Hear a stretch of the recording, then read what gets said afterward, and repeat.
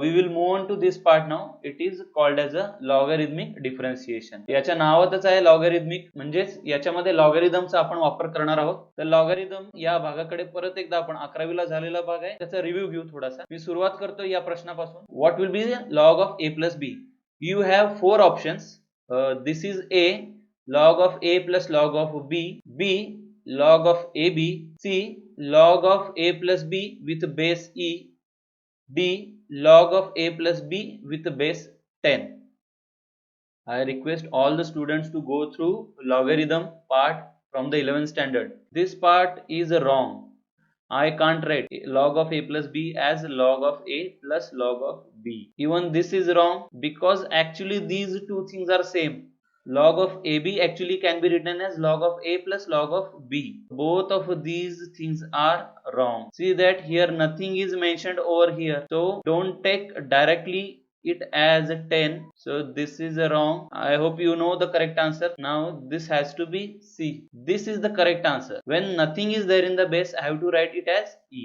Let's take a complete review of what we have done in 11th standard, starting with the logarithmic form. When I say log of A is equal to B, the base of this will be E. So this is a logarithmic form. I can write this logarithmic form in index form as, take A as it is, this E part it will go to the other side, so it will become, हा E ज्यावेळेस या बाजूला येतो, B हा त्याच्या डोक्यावर जाऊन बसतो. A is equal to E to the power B. This is called as a index form of it. आणखीन एक माहिती म्हणजे log of A to the base E असेल तर काही पुस्तकामध्ये त्याला ln A असं लिहिलेलं दिसेल. ln is nothing but the natural logarithm. As naturally we consider the base of logarithm as E, that is why these two things are called as natural logarithm. So it could be written in this way or it could be written in this way. Both the ways are fine. If you write ln, there is no need to write E in the base. When this 10 is in the base, we generally call it as a common logarithm. ज्यावेळेस आपण physics मध्ये काही प्रॅक्टिकलचे answers वगैरे काढतो किंवा ज्यावेळेस प्रत्यक्षात log table वापरतो, आपण लॉग टेबल मध्ये वापरलेले हे लॉग टेबल्स, त्याचा बेस आपण हा 10 घेऊन केलेला असतो, त्याला कॉमन लॉगरिथम असे म्हणतात. लॉग टेबल मधले असलेले आकडे त्याचा बेस हा ई नसतो. काही इंडायसेसचे लॉ, घातांकाचे नियम काही, when a raised to m into a raised to n will make it a raised to m plus n. आता याची काय गरज आहे, कारण की लॉगरिथम सुद्धा हेच नियम फॉलो करत असतं. Logarithms are nothing but the indices itself. म्हणजे लॉगरिथम मध्ये दोघांचा गुणाकार असेल तर त्याची बेरीज करायची आपण लॉगरिथम मध्ये. या करता नाही का हे इंडायसेसचे लॉ माहित असणं महत्वाचं आहे. 2 नंबरचा भागाकार असेल, कोशंट असेल तर लॉगरिथम मध्ये त्याची वजाबाकी होणार. तो इंडायसेस मधले लॉज आपण लॉगरिथम मध्ये वापरतो, म्हणून हे नियम महत्वाचे आहेत. This is a question rule, a raised to m upon a raised to n, it will make it to be a raised to m minus n. Now a raised to m whole bracket raised to n is, हा power raised to power form आहे. m he a ची power आहे आणि त्याची power n आहे. In this case I have to multiply these two things, so it will be a raised to mn. This is exponent rule. Now few more things that you need to know. A raised to 0 is 1. Always anything raised to 0 is 1 and a raised to 1 is the same term, 1 upon a raised to n. जर denominator ला लिहिला आणि तो मला numerator मध्ये लिहायचा असेल तर त्याला मायनस करून मला लिहावं लागेल a raised to minus n. One more thing, if there is a square root over here, इथं काही लिहिलेलं नाही म्हणजे इथं काय असणार आहे, 2 असणार आहे इथं. त्यामुळं हा लिहित असताना in terms of indices a to the power 1 by 2 आपल्याला लिहावं लागेल. It's a 1 by 2, a to the power 1 by 2. If it is a cube root of a, it has to be written in the form of a raised to 1 upon 3. Now let's see the laws of logarithms. As I said before, indices and logarithms law, they go hand in hand. So the first rule, if it is a product of two numbers, I have to write it as sum of two logarithms. Logarithm of a into b is equal to log of a plus log of b. इथे गुणाकाराचं रूपांतर बेरजेमध्ये झालेलं आहे. या रूलला product rule असं म्हणतात. आणखीन एक गोष्ट लक्षात ठेवायची म्हणजे लॉगरिथमच्या आतमध्ये जेव्हा आपण कुठला नंबर लिहितो, these numbers are always positive and even the base of logarithm, this was the base of logarithm c, हा सुद्धा पॉझिटिव्ह असतो. c हा कधीही 1 इतका नसतो. Second rule, log of a upon b, If it is a quotient over here, it will become a difference. This is the quotient rule. Now next, exponent rule. Indices मध्ये बघितलं आपण product rule असेल तर दोघांचा गुणाकार होतो. तसंच या b ने हा जो डोक्यावर आहे तो कमरेला येऊन बसेल इथं, त्यामुळे तो b इंटू लॉग a या पद्धतीने या दोघांचा गुणाकार होईल. So this is exponent rule. Now log of a to the base c. Now this is a different but it is very important rule. If the base is c and I want to change the base of this, then all I can do is, मला याचा base बदलायचा असेल तर ही वरची term जी आहे a, तर त्याचा log काढणे, पहिल्यांदा लॉग ऑफ a लिहिणे, आणि हा जो बेस मध्ये त्याचा लॉग लिहिणे, लॉग ऑफ c, आणि तुम्हाला पाहिजे तो बेस तुम्ही चूज करू शकता. You can choose this to be anything. हा तुम्हाला 10 घेऊ वाटत असेल तर 10 घेऊ शकता, काहीही इथं लिहू शकतो. फक्त एवढी एकच कंडिशन आहे की तो base should not be equal to 1 and it should be positive. This is the change of base law. मला वाटतं हे लॉगॅरिथमचे एवढे नियम माहित असेल तरी पुष्कळसं होऊन जाईल. आणखीन थोड्याशा गोष्टी लॉगॅरिथमच्या बाबतीतच्या. Log of c to the base c, जर इथं आणि इथं सेम एक्सप्रेशन असेल तर त्याची व्हॅल्यू ही 1 येणार आहे, कारण की c raised to 1 is c itself. Log of 1 is always 0. We will move on further and we will use or apply all the laws here. Now this is some complicated expression. Basically logarithm हा complicated expressions ना सोपं करण्यासाठीच वापरला जातो. मग इथं आपण logarithm वापरून हे एक्सप्रेशन सोपं करता येईल का याचा विचार करू आपण. So log of a cube. Now this square root of a could be written as a to the power half. This c raised to 5 is as it is, and this is a cube root of d square. So basically it is a d square, and cube root means I have to write it to the power 1 upon 3. So let's simplify this further. Now it is a quotient, म्हणजे इथं division आहे. Division असल्यामुळे इथं minus sign येणार, म्हणजे वरची term, this term in the first place and this term in the bottom. बॉटमला जी आहे ती नंतर येईल, पण या दोघांचा काय होणार आहे, या दोघांची वजाबाकी होणार आहे लॉगॅरिथम मध्ये. So log of 3 plus 1 upon 2. When it is a multiplication, we have to add the indices. So I have added the indices, and this, when it is power raised to power form, I have to multiply these two things. So I have multiplied it. So it's a 2 upon 3. So let's simplify this further. 3 2s are 6, 6 plus 1 7, 7 upon 2. So this is a simplification for the first term. This negative sign as it is. After that, as it is a product over here, this product is converted into addition of logarithms.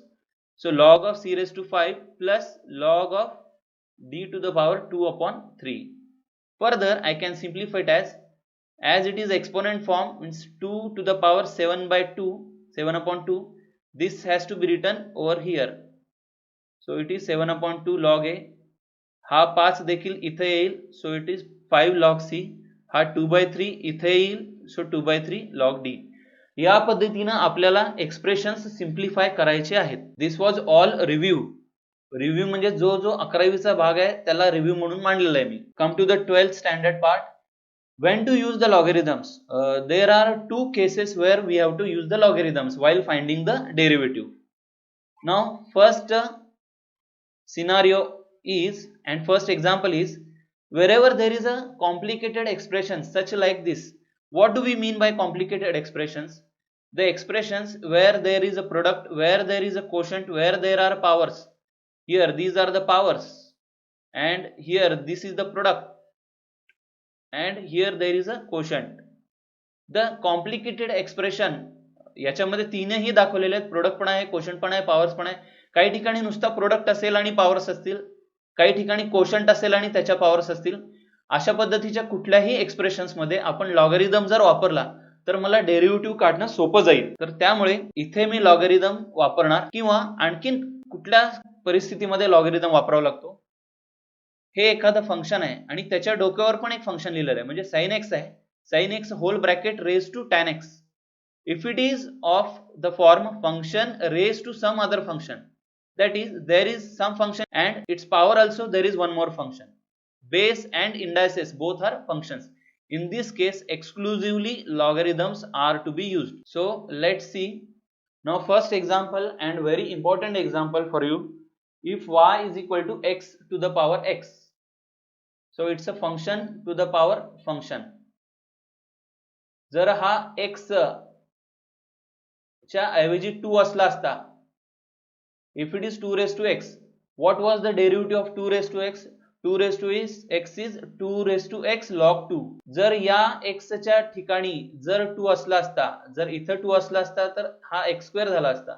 x square चा derivative हा 2x आहे आणि हे जर दोन्हीही 2 असले असते, म्हणजे हा 2 raised to 2 असला असता, तर 2 raised to 2 is just a constant.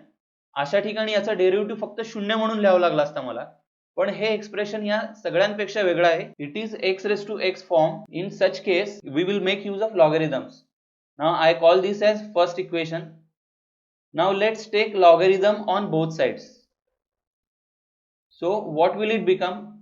This will become log of y and this is log of x to the power x. That is, as we have seen, this x will come over here. So I have written it as x into log x. In the next step, I have to differentiate this with respect to x.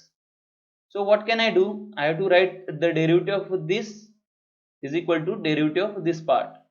Now how to find the derivative of this part? This term is not in x. हे expression x मध्ये नाही आहे, हे expression y मध्ये आहे, तेही log of y असं लिहिलेलं आहे. या ठिकाणी चेन रूलचा वापर करावा लागेल.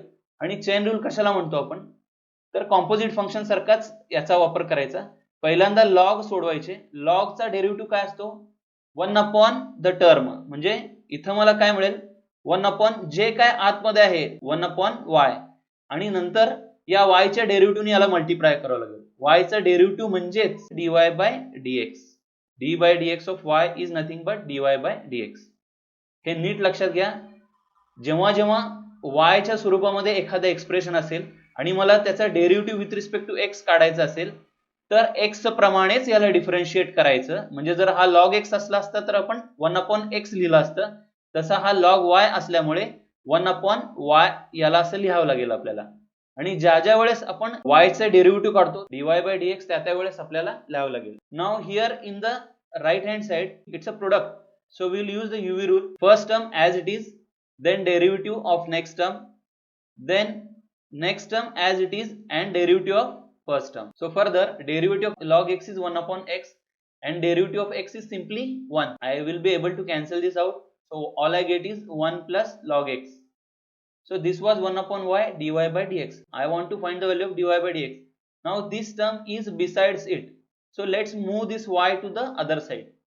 So it will become dy by dx is equal to y into 1 plus log x. So from 1 we have assumed y is equal to x raised to x. This was 1. Let's use the value of y as x raised to x here. So finally I will be able to write derivative as dy by dx is equal to x raised to x 1 plus log x. Derivative मधल्या फॉर्म्युल्यामध्ये आणखीन एक फॉर्म्युल्याची भर पडलेली आहे. आता हा formula तुम्हाला लक्षात ठेवावा लागेल. x raised to x जर असेल तर त्याचा डेरिव्हेटिव्ह हा x raised to x 1 plus log x या पद्धतीनं दिला जातो. आता एक मी शॉर्टकट मेथड तुम्हाला सांगणार आहे की जी फक्त सीईटी किंवा जेई ला आपण वापरायची आहे. बोर्ड एक्झाम मध्ये या प्रकारचं काहीही करायचं नाही. या x raised to x ला मी कलर्स दिलेले आहेत. दिस x blue one and this was is red one. आता हा याचा डेरिव्हेटिव्ह काढताना या ब्लू x ला आपण एक कॉन्स्टंट आहे असं समजू तात्पुरता, की a हा कॉन्स्टंट आहे असं मानू. जर याला कॉन्स्टंट मानलं तर हा कसा दिसेल? आपल्याला a raised to x या प्रकारे दिसेल. x च्या ठिकाणी काय ठेवलेलं आहे? मी a ठेवलेला आहे. त्यामुळे मला इथं a raised to x हा फॉर्म मिळेल. What is the derivative of a raised to x? It is a raised to x into log a. त्यामुळे मी पहिल्यांदा या खालच्या x ला कॉन्स्टंट मानतो. मी a raised to x असेल तर काय लिहिलं असतं? a raised to x log a असं लिहिलं असतं. a च्या ऐवजी इथं x असल्यामुळं x raised to x log x असं त्याला लिहितोय मी. ओके, प्लस आता प्लस करायचं आपल्याला पुढे त्याच्यामध्ये. आता पुढच्या भागामध्ये काय करायचंय? तर हा जो रेड आहे त्याला कॉन्स्टंट मानायचा आहे. म्हणजे हा x च्या डोक्यावर हा जो भाग आहे त्याला कॉन्स्टंट मानतो मी. त्याला मी a असं मानतो. म्हणजे x च्या ऐवजी a असं लिहितो. म्हणजे हा कशासारखा दिसेल आपल्याला? तर तो x raised to a सारखा दिसेल. आणि x raised to a असेल तर त्याचा डेरिव्हेटिव्ह कसा काढतो आपण? म्हणजे x raised to n सारखा दिसतो हा. x raised to n चा कसा काढतो आपण? n x raised to n minus 1. तसाच एक्स रेस टू ए असल्यामुळं a x raise to a minus one या पद्धतीनं मला त्याला लिहावं लागणार. पण इथं ए च्या ऐवजी काय आहे, एक्स आहे, तर एक्सचाच वापर करून मी ते लिहिणार आहे. A x raise to a minus one लाच x x raise to x minus one असं मी लिहिलेलं आहे. ही शॉर्टकट आहे. एवढ्या एका स्टेप मध्ये याचा डेरिव्हेटिव्ह तुम्हाला डायरेक्टली मिळालेला आहे. हे एक्स रेस टू एक्सच्या बाबतीत करून दाखवलं मी. कितीही कॉम्प्लिकेटेड एक्सप्रेशन असेल तरी फक्त एका स्टेप मध्ये आपल्याला डेरिव्हेटिव्ह मिळवता येतो. आता पुढे इथं x raise to x log x याला सिम्प्लिफाय करतो मी. इथं एक्स म्हणजे काय असणार आहे, 1 असणार आहे. इथं दोघांचा गुणाकार असल्यामुळं या दोघांची बेरीज करतो मी. या दोघांची बेरीज काय असणार आहे, x minus one plus one which is simply x. So x raised to x log x plus x raised to x. So in the next step what I can do is I can take x raised to x thing common. So x raised to x into 1 plus log x. अशा पद्धतीनं हे तुम्हाला shortcut method मी दाखवलेली आहे, जी तुम्ही directly CET किंवा JEE अशा exam मध्ये जिथं आपल्याला एमसीक्यू फक्त दिलेलं असतात, डायरेक्ट आन्सर जिथं आपल्याला द्यायचं असतं तिथं ही मेथड मी वापरणार आहे. बोर्ड एक्झाम मध्ये कृपया ही मेथड वापरू नका. बोर्ड एक्झाम मध्ये taking log on both sides या पद्धतीनेच आपल्याला ते करावं लागणार आहे.